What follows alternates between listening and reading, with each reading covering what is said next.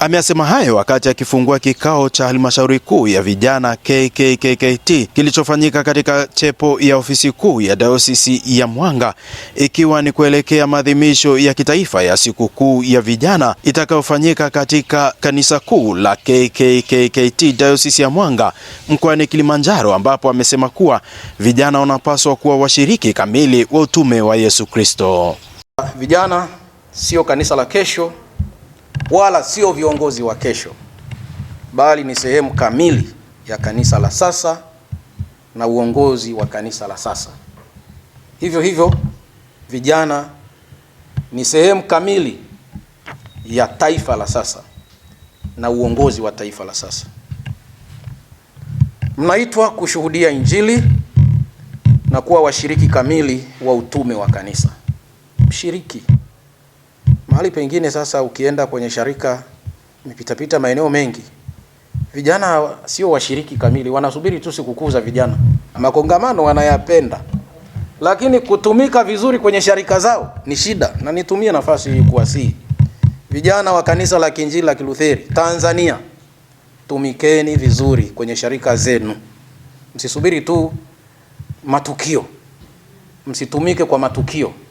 Na ujumbe huu natamani mushushe katika vijana walioko chini yenu ambao mnawaongoza, waongoze kwa mfano.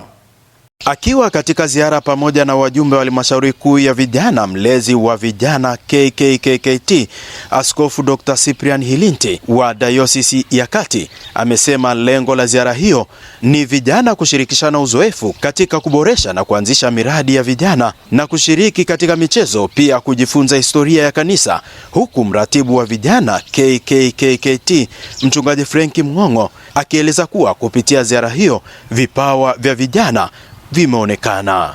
Tunatembelea maeneo mbalimbali ya kihistoria. Wamisionari walikofika mara ya kwanza kwenye usharika huu hapa unaoitwa Shigatini mwaka 1900. Pembeni mwangu yuko Eliawaha, baba yangu, mzee wangu, anayefahamu historia ya hapa. Misionari yupi, alifika lini, alikuwa na sifa zipi, na wengine wamezikwa hapa na watoto wao wamezikwa hapa. Ametueleza vizuri sana.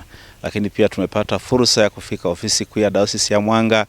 Tumeonyeshwa maeneo mbalimbali na shughuli zinazoendelea. Hata hapa Shigatini vijana, yuko wapi msemaji wa vijana? Yuko vijana, msemaji wao ametueleza wana miradi ya kilimo, miradi ya matenti, miradi ya tarumbeta, wanafanya uinjilisti, lakini pia wanafanya shughuli za kuweza kujitegemea. Tutaendelea kwenye sharika zingine kama Kifula na maeneo mbalimbali. Tumebarikiwa. Tumepata nafasi ya kuwa na michezo na vijana tukiwa uwanjani, tumefurahi pamoja, tumeona michezo mbalimbali, vijana wakijituma, lakini wakionyesha vipawa vyao, kitu ambacho kinatia moyo na kinaleta imani kubwa sana na nguvu kubwa sana kwa kanisa, kwamba vijana kumbe ndani ya kanisa wapo. Kuelekea kilele cha sikukuu ya vijana, kila sharika katika dayosisi zetu za KKKT wajiandae vizuri, lakini wapewe nafasi. Wachungaji wa sharika na dayosisi zote wawape nafasi vijana, ili vijana waweze kushiriki vema na kuonyesha vipawa na karama zao, ili nguvu ile ya vijana na kazi ya vijana iweze kuonekana, na pia waonyeshe vipawa vyao, kwa sababu kupitia ibada hizi na matukio haya itaibua na kuinua vipawa vingi vya vijana ndani ya kanisa na jamii kwa ujumla. Mzee Alfred Mkwizu na mchungaji Habati Msangi ambaye ni msimamizi wa makumbusho ya mchungaji Silas Msangi anaeleza umuhimu wa vijana kutunza kumbukumbu kwa ajili ya vizazi vilivyopo na vijavyo, huku kijana Jonas Daniel akieleza mipango mikakati walionayo sharikani. Huku kwetu kulikuwa na mila za kuua watu. Mtu akitanguliza meno ambao hayatakiwi anapelekwa kutupwa, kwa sababu hatakiwi, atakuwa ni kisirani kwenye familia. Sasa yeye alipokuja akasema ile kitu hakuna. Watu waliopokea lile, wa mama walifurahi, walimfurahia, maana ameokoa watoto. Unakuta mama mwingine watoto wa 6, wa 5 wameshakufa kwa sababu hizo. Sasa akikuta mtoto wake anaokolewa, anapona, wamefurahi, wasema mzungu apewe eneo akae, hata kama ni shamba langu likatwe, apewe mzungu, kwa sababu anaokoa kizazi. maana walishachoka kuuliwa watoto wao. Vijana mara nyingi hawapendi mambo magumu au mambo yatakayochukua muda, kama vile kuimba, kuandika nyimbo. Tujifunze kuandika muziki kwa noti ambao utatunzwa vizazi vyote na unaweza kuhamishwa kwenda mahali pengine na kurithishwa kiurahisi kwa sababu umeandikwa.